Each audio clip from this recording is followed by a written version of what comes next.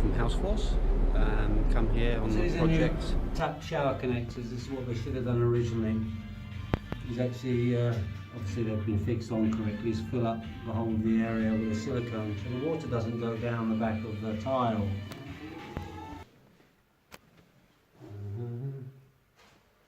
Okay, we now got the finished article of a reformed shower area, like it should be. This is on a sequence serial. You can see now we've used a larger shower plate here, given a 120 because the water was coming out. And now the tiling.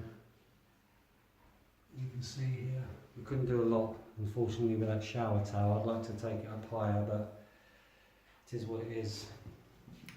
This is now the tiling around the window.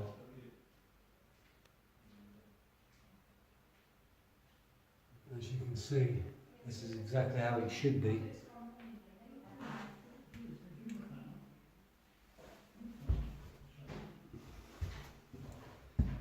And that's how it should be. What we did, we took the tiles off, and the tiles are actually tucked on underneath, as they should be there.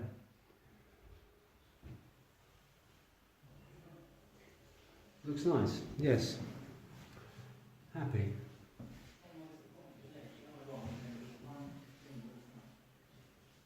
That's a proper job.